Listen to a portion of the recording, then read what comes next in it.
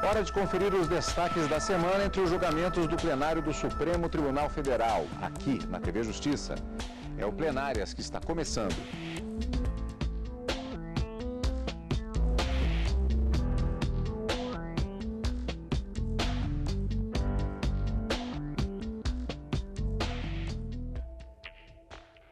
Hoje com os principais momentos das sessões dos dias 6 e 7 de novembro de 2017. Gisele, nós tivemos, podemos dizer assim, uma semana monotemática, na medida que tivemos julgamento conjunto de várias ações importantes com expectativa para julgamento e que se estenderam tanto na quarta-feira, quando foi iniciado o julgamento, quanto na sessão da quinta-feira. Exatamente, Cadu. O ponto central, da discussão que nós tivemos do plenário do Supremo Tribunal Federal nesta semana foi exatamente a questão das imunidades parlamentares. A Constituição Federal, ela estabelece imunidades prisionais, imunidades processuais e até mesmo imunidades materiais para parlamentares federais, ou seja, para os deputados federais e os senadores. E no Supremo, então, estão em discussão se essas prerrogativas previstas para os deputados federais, elas são extensíveis aos deputados estaduais.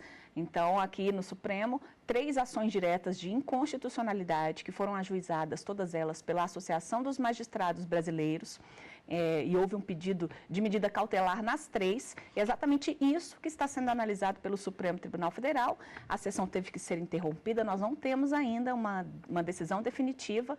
Por enquanto, há um placar provisório de 5 votos favoráveis ao deferimento da liminar contra 4 votos que são contra o deferimento dessa liminar. Ao longo do programa, eu explico para vocês de que maneira essas posições se dividem. Adiantando, inclusive, só um pouquinho, para dar um gostinho, houve uma maioria formada de 5 votos, só que seriam necessários 6 votos. Seria a questão do estabelecimento de uma maioria de 6 votos necessários para a matéria constitucional. Já adiantando um pouquinho, seria isso, né? É isso, Cadu. A lei que regulamenta o processamento das ações diretas de inconstitucionalidade, ela traz no artigo 10º exatamente essa previsão, ou seja, quando tem pedido de liminar, para que ela seja deferida, são necessários, no mínimo, o voto da maioria absoluta. A maioria absoluta leva em consideração o número fixo, de ministros da Suprema Corte. O plenário é composto por 11 ministros, então nós teríamos que ter, pelo menos, 6 votos para alcançar essa maioria que está prevista na lei que trata do julgamento das ações diretas de inconstitucionalidade. Como apenas 9 ministros se manifestaram, e aí nós tivemos um placar de 5 a 4 votos, houve a necessidade, então, de suspender a sessão plenária para, numa outra oportunidade, ainda não temos data marcada, colher o voto dos outros 2 ministros que não estavam presentes à sessão. Então, ainda faltam votar o ministro Luiz Roberto Barroso e o ministro Ricardo Lewandowski. Pois é, o que significa isso exatamente, nós vamos conferir daqui a pouco, quando nós tivermos a última etapa desta semana de julgamentos, já que esse resultado se chegou a ele na sessão plenária da quinta-feira. Mas vamos ao início do julgamento. O Supremo Tribunal Federal começou a julgar, na sessão plenária da quarta-feira, medidas cautelares em ações sobre imunidades de deputados estaduais. Os ministros estão analisando 3 ações em que a Associação dos Magistrados Brasileiros questiona dispositivos das constituições dos estados do Rio Grande do Norte, do Rio de Janeiro e do Mato Grosso, que permitem que as assembleias legislativas revoguem prisões de deputados estaduais determinadas pela Justiça. O que se viu, o que se vê desde a Constituição de 88 é um cenário de contaminação absoluta das câmaras legislativas por cidadãos que estão se valendo das imunidades para a prática de atos criminosos. Não apenas nesses estados objeto dessas ADIs. São vários os exemplos de assembleias legislativas que possuem a maior parte de seus membros sob investigação criminal ou já respondendo a ações penais. Nós estamos falando nesse exato momento sobre as imunidades. Num momento posterior, estaremos falando sobre o quê? Sistema remuneratório, sistema eleitoral, inviolabilidades. Por essa razão, defende-se reiteradamente, com base na jurisprudência do STF, a manutenção das imunidades formais dos parlamentares, sempre, lógico, em função do exercício do mandato parlamentar ou em decorrência dele. Para o Ministério Público, as normas estaduais ferem a Constituição. Quando essas normas estaduais desafiam a validade das ordens judiciais, assumindo que tem sobre o conteúdo delas um mínimo poder revisional e a possibilidade de fazer descumpri-las imediatamente, estas normas certamente violam o princípio constitucional da separação de poderes. O ministro Marco Aurélio, relator de uma das ações, defendeu que os deputados estaduais têm direito às imunidades concedidas pela Constituição Federal aos congressistas. A regra é clara e não deixa margem para dúvidas. Os deputados estaduais têm a inviolabilidade conferida aos membros do Congresso Nacional. O dispositivo não abre campo a controvérsias semânticas em torno de quais imunidades são abrangidas pela norma extensora. A referência no plural, de cunho genérico, evidencia haver-se conferido a parlamentares estaduais proteção sob os ângulos material e formal. Quisesse o Constituinte estabelecer estatuto com menor amplitude para os deputados estaduais, tê-lo-ia feito expressamente, como fez no inciso 8º, que foi referido da tribuna, do artigo 29, em relação aos vereadores. Aí cogitou da inviolabilidade, tendo em conta opiniões, palavras e votos. Não procedeu de idêntica forma, e a interpretação sistemática ela é importantíssima no caso, quanto à outorga de inviolabilidade aos deputados estaduais. E onde o texto não distingue, não cabe ao intérprete fazê-lo sob pena de restringir o preceito, deixando de conferir-lhe uma interpretação como convém estrita. É o que nele se contém, nada mais. E a atuação do judiciário é sempre uma atuação vinculada. Não cabe eleger um critério de plantão. É uma atuação vinculada ao arcabouço normativo, principalmente o arcabouço normativo constitucional. Já para o ministro Edson Fachin, relator de duas ações, ao cancelar prisões de deputados estaduais, as assembleias usurparam competência atribuída pela Constituição ao Poder Judiciário. A Assembleia Legislativa do Estado, segundo compreendo, portanto, usurpou competência atribuída pela Constituição exclusivamente ao Poder Judiciário, violando o princípio da separação dos poderes. Não depreendo da regra imunizante do parágrafo 2º do artigo 53 da Constituição da República Federativa do Brasil a amplitude que lhes foi conferida pelas Assembleias Legislativas que acabo de mencionar.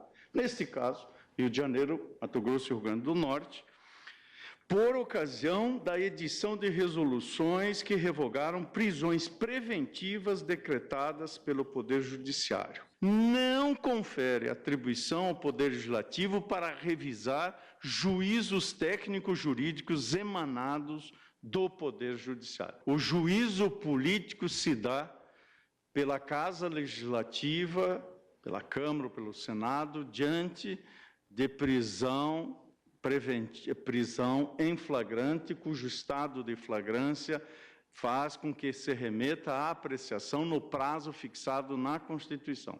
Esse é um juízo de índole política, próprio da democracia, próprio da Constituição. Mas o juízo técnico-jurídico, que se faz para a decretação da preventiva, nesta dimensão, em meu modo de ver, não pode ser revisitado para ser eventualmente revogado, como fizeram as Assembleias Legislativas nos casos presentes. Por isso, ainda que lá vencido naquela ADI, tive a oportunidade de expor perante este plenário, também no julgamento da referendação cautelar 4070, como compreendo a regra desse parágrafo 2º do artigo 53, portanto, não estou a trazer, do meu ponto de vista, novidade, eis que já abracei esse entendimento em outras ocasiões. Se esta regra for, como em meu modo de ver, pode, quiçá deva, lida à luz do princípio republicano, consoante a interpretação sistemática, teleológica, histórica e evolutiva desconstitucional, não se impede nem mesmo a decretação de medidas cautelares restritivas da liberdade de parlamentares pelo Poder Judiciário. Então já vamos registrando, porque teremos a continuidade desse julgamento no próximo bloco, quando vamos rever a reportagem da sessão plenária da quinta, já que o tema continuou no dia seguinte, em julgamento no plenário do Supremo Tribunal Federal, mas já fica estabelecida nesta primeira sentada, nessa primeira parte de julgamento conjunto destas ADIs, dois posicionamentos diferentes. Por que isso acontece? Foi um julgamento conjunto com o relator ministro Marco Aurélio para uma das ações e o relator ministro Edson Fachin para as outras duas. Posições bastante diferenciadas, não é, Gisele? Que nós vamos voltar a esse tema quando do prosseguimento e dos votos dos ministros com base nesses posicionamentos já na sessão da quinta-feira. Apenas para registro também, na sessão houve um voto do ministro Marco Aurélio, uma questão preliminar sobre a legitimidade ou não da AMB para apresentar estas ações. Questão que foi superada por voto majoritário dos ministros nesta sessão plenária da quarta-feira e aí os votos dos respectivos relatores. Gisele, houve a menção a uma outra ação direta de inconstitucionalidade, a ADI 5526, que foi citada como uma referência também para esse julgamento. Por quê? Cadu, realmente ela foi citada porque, conforme nós tivemos a oportunidade de debater aqui no início do nosso programa, houve no Supremo Tribunal Federal um questionamento em relação à possibilidade do Poder Judiciário determinar medidas cautelares diversas da prisão em relação a deputados federais e senadores. Então, o Supremo teve essa possibilidade de julgar nesta ADI 5.526, exatamente, e aí ficou assentado o julgamento no sentido de que o Supremo, o Poder Judiciário, ele tem legitimidade para fixar medidas diversas da prisão, ou seja, para determinar medidas cautelares a parlamentares, a deputados federais, a senadores. No entanto, quando estas medidas implicarem, direto ou indiretamente, no exercício parlamentar, haverá necessidade de que a casa respectiva se manifeste num prazo de 24 horas. E esse entendimento, ele foi, na verdade, aplicado em razão do que dispõe a Constituição Federal no que diz respeito à imunidade prisional dos parlamentares, porque desde a expedição do diploma, os membros do Congresso Nacional só podem ser presos em caso de prisão em flagrante por crime inafiançável. E nesta hipótese, a casa respectiva deverá se manifestar num prazo de 24 horas acerca da manutenção ou não da prisão. Então, pegando esse dispositivo, o Supremo decidiu que, em relação às medidas cautelares, haverá necessidade também de que o Congresso Nacional se manifeste, a casa respectiva se manifeste, desde que essas medidas impliquem direto ou indiretamente no exercício do mandato parlamentar.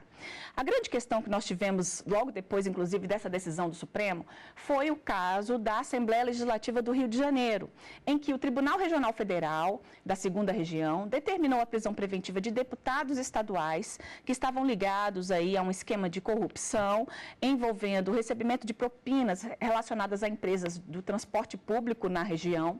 E aí o TRF2 decretou, então, a prisão desses deputados estaduais. Posteriormente, essa decisão foi submetida à análise pela Assembleia Legislativa do Rio de Janeiro e a Assembleia Legislativa decidiu revogar a decisão judicial e automaticamente liberar os deputados estaduais para que eles retornassem às funções.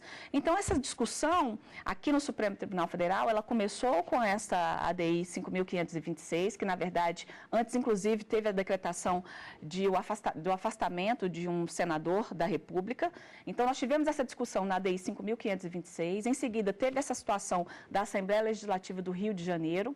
E aí, o Supremo, então, agora analisa o quê, Cadu? Analisa exatamente se essa análise que foi feita na ADI 5.526, que se deu em torno dos deputados federais e dos senadores, ou seja, no plano federal, agora a discussão é saber se esse entendimento do Supremo, ele se aplica para os deputados estaduais, ele se aplica para as assembleias legislativas do Estado e dos municípios. Então, é isso que nós estamos analisando, que o Supremo está analisando, e isso que nós estamos discutindo aqui no programa. Por enquanto, né, na sessão da quarta-feira, nós tivemos, como você mencionou, o voto dos ministros relatores e realmente estabeleceu-se, então, duas posições completamente divergentes. A liderada pelo ministro Edson Fachin, no sentido de deferir as medidas cautelares que foram requeridas nas ações diretas de inconstitucionalidade para suspender os dispositivos da Constituição Estadual e também da própria resolução da Assembleia Legislativa do Rio de Janeiro. E a outra posição, liderada pelo ministro Marco Aurélio, no sentido de indeferimento, porque ele entende que os deputados estaduais devem ter o mesmo tratamento conferido aos deputados federais. Vale lembrar, Gisele, também que na pauta de julgamentos da quarta e também da quinta-feira, um outro processo, que é uma arguição de descumprimento de preceito fundamental, que incide diretamente em relação a essa questão específica do Estado do Rio de Janeiro, mas que justamente há necessidade de se estabelecer o fechamento, o entendimento da Corte em relação a essa questão para julgamento desta DPF. Por isso, inclusive, ela não foi chamada ainda, mas ela está diretamente atrelada a esse julgamento. Que, como vimos, portanto, ficaram definidos dois caminhos propostos pelos respectivos ministros relatores e cujo acompanhamento ou não, ele teve prosseguimento na sessão plenária da quinta-feira. E é o que nós vamos ver no próximo bloco do Plenárias, daqui a pouquinho.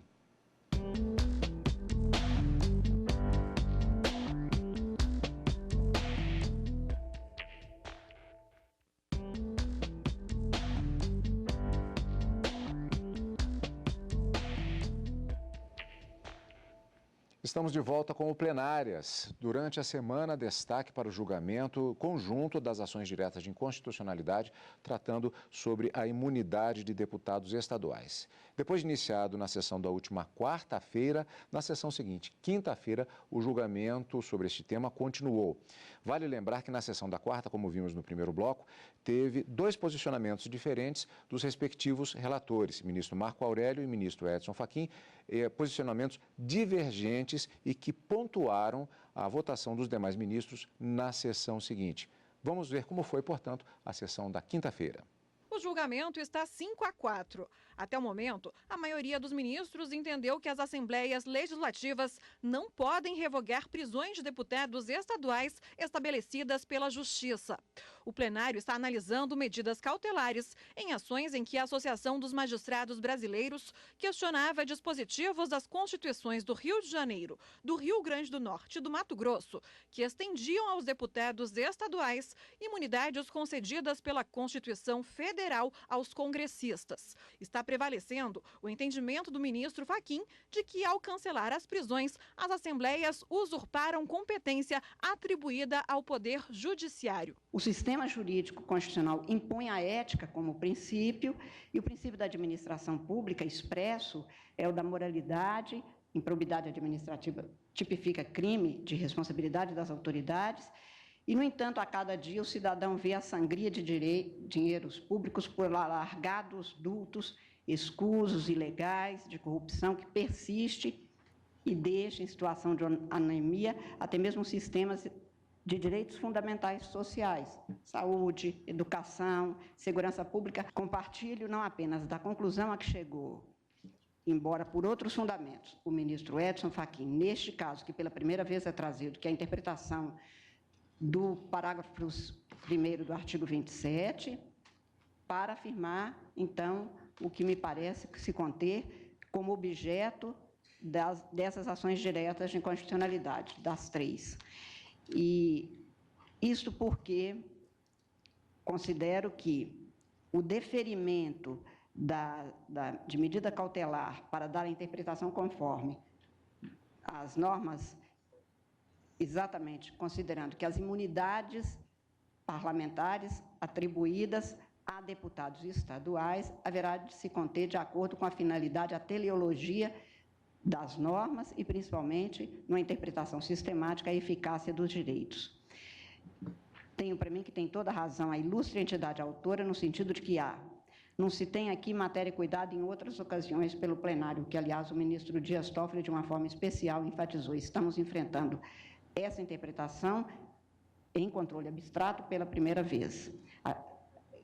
Em outras ocasiões, como há pouco tempo, cuidamos de medidas cautelares diversas da prisão. Aqui estamos tratando de um caso de aplicação das normas constitucionais relativas à prisão para deputados estaduais. O tema está extremamente debatido, ele é, sim, de delicadeza ímpar, mas eu vou me limitar, então, senhora presidente, porque comungo com os fundamentos externados pelo ministro Fachin, na interpretação conforme que propõe aos preceitos impugnados das constituições estaduais, eu, em juízo de delibação, reafirmo, tenho por presentes o fumus boniuris, o periculo in mora, e acompanho Sua Excelência no deferimento parcial das liminares requeridas, nos termos propostos nas 3 ADIs por Sua Excelência. É o meu voto.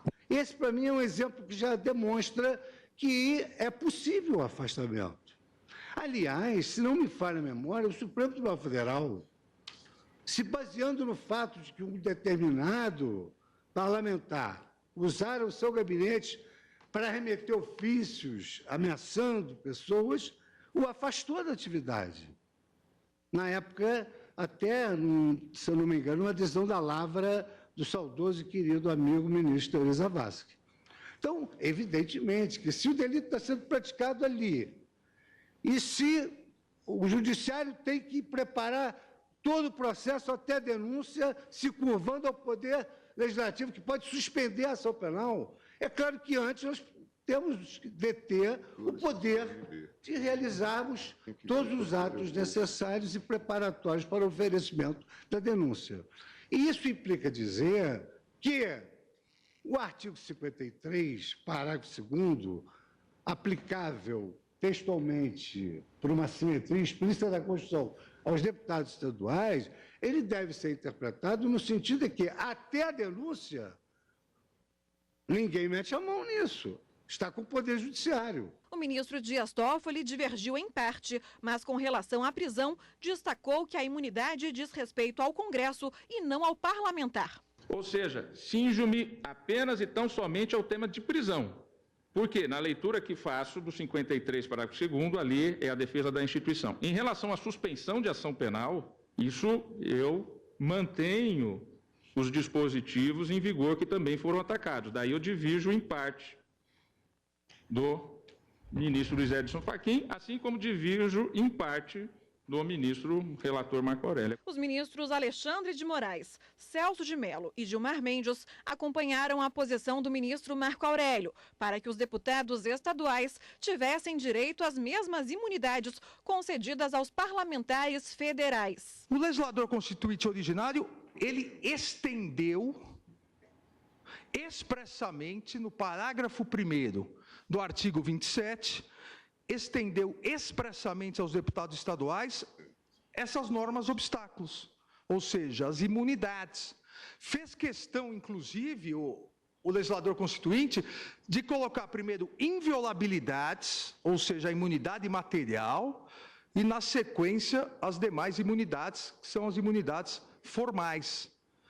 Fez questão, e nos debates constituintes isso ficou muito claro, fez questão de colocar 2 palavras para que não pairasse dúvida de que aos parlamentares estaduais estava sendo estendido expressamente a imunidade material, na palavra inviolabilidade, e a imunidade formal, as imunidades formais, quando diz imunidades. Adotou essa metodologia porque lá no artigo 29 não estendeu nenhuma imunidade formal aos vereadores. No artigo 29, coloca só inviolabilidade. Ou seja, é uma metodologia, não foi uma palavra solta na Constituição. E a metodologia, como eu disse, para cada palavra, do parágrafo 1º do artigo 27, há um parágrafo correspondente do artigo 53 da Constituição.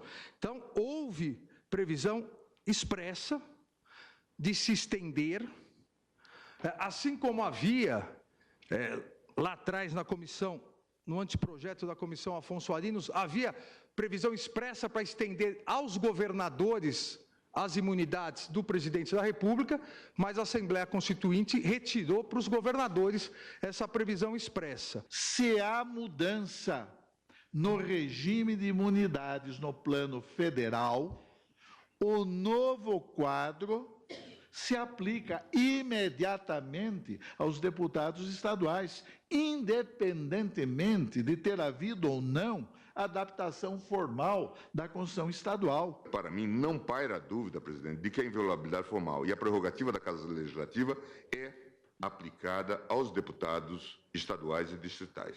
A ministra Carmen Lúcia pediu a palavra durante o voto do ministro Gilmar Mendes para destacar que muitas vezes há uma interpretação errada das decisões tomadas pelo Supremo. Não vejo a demonização da política, até porque fora da política sobra muito pouco para uma salvação. Eu acho que o que pode acontecer às vezes é uma interpretação incorreta de algumas decisões que são tomadas, até porque aqueles que devem, qualquer cidadão, mesmo os parlamentares, que tenham dívida com a sociedade e que estejam sendo processados, têm um encontro marcado com a lei no Estado de Direito. Como não foram alcançados 6 votos, o julgamento foi suspenso e vai ser retomado com os votos dos ministros Ricardo Lewandowski e Luiz Roberto Barroso. Como havia adiantado já Gisele no início do programa, a determinação constitucional de, em caso de matéria constitucional, como se trata aqui, a necessidade de 6 votos para o término do julgamento.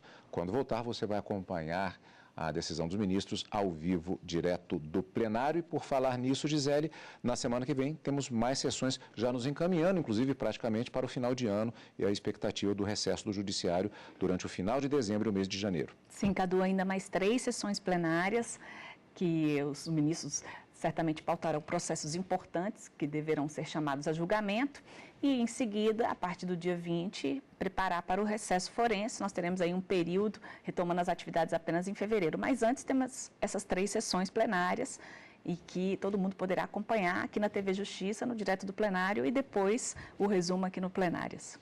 Obrigado pela sua companhia, como sempre, e continue conosco aqui na TV Justiça.